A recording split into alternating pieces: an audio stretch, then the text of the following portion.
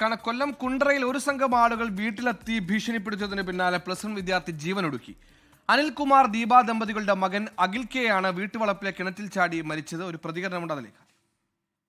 അവര് 3 പേര് വന്നെങ്കിലും ഈ പെണ്ണിന്റെ തന്തയാണ് കൂടുതൽ വിരട്ടൊക്കെ വിരട്ടിയത്. ഇവിടെ വന്ന് കണ്ട പരിചയമുള്ളൂ. ഇഷ്യൂ ഉണ്ടാക്കിയിട്ടാണ് അവർ പോയത്. ഇഷ്യൂ ഉണ്ടാക്കിയിട്ടാ പോയത്. അവര് മദ്യം അടിച്ച് കാണാൻ എന്ന് തോന്നുന്നു. അന്നല്ലേ പേടിച്ചിട്ടുണ്ടായിരുന്നു. ചെറുക്കൻ അന്നേരം തൊട്ടേ മൈൻഡ് പോയി കണക്ക് നിന്നേത്. അരുൺരാജ് കൊല്ലത്ത് നിന്ന് വിവരങ്ങളുമായി ചേരുന്നു. അരുൺ, ഈ പറഞ്ഞതുപോലെ വീട്ടിലെത്തിയ ഒരു സംഘം ആളുകൾ ഭീഷണിപ്പെടുത്തിയതിന് പിന്നാലെ ഉണ്ടായ നൈരാശ്യമാണോ ഈ ആത്മഹത്യയിലേക്ക് നയിച്ചതെന്ന് കുടുംബം ആരോപിക്കുന്നത്? ആരാണ് വന്നവർ, എന്തിനാണ് വന്നത്?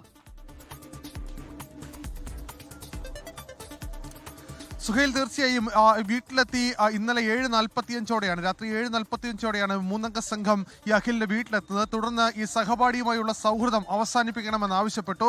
സൗഹൃദം തുടർന്നാൽ വലിയ പ്രത്യാഘാതം ഉണ്ടാകുമെന്ന ഭീഷണിയായിരുന്നു ഈ വന്നവരുടെ ഭാഗത്തുനിന്ന് ഉണ്ടായത്. ഇതേ തുടർന്നാണ് ഈ അഖിലിന്റെ വീട്ടിൽ ചില പ്രശ്നങ്ങൾ ആ സമയത്ത് ഉണ്ടായി. ഇതിന് പിന്നാലെ ഒരു 15 മിനിറ്റ് പിന്നിടുമ്പോഴാണ് അഖിലിനെ വീട്ടിൽ നിന്ന് കാണാതാകുന്നത്. അഖിലിനെ തിരക്കി മാതാപിതാക്കൾ സമീപത്തെല്ലാം പരിശോധന നടത്തിയെങ്കിലും കണ്ടെത്താൻ കഴിഞ്ഞില്ല.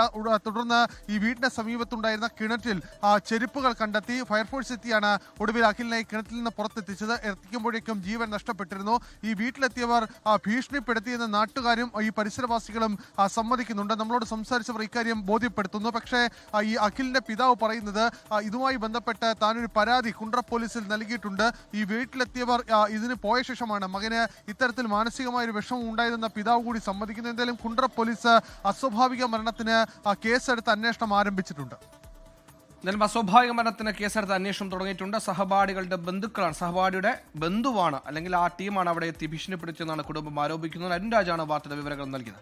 ലോകത്തെവിടെയായാലും ഏത് സമയത്തും 24 വാർത്തകളും ഓഗ്മെന്റഡ് റിയാലിറ്റി പാക്കേജുകളും എക്സ്പ്ലെയിനറുകളും വിശദമായി കാണാൻ ഞങ്ങളുടെ യൂട്യൂബ് ചാനൽ നിങ്ങൾക്ക് സബ്സ്ക്രൈബ് ചെയ്യാം.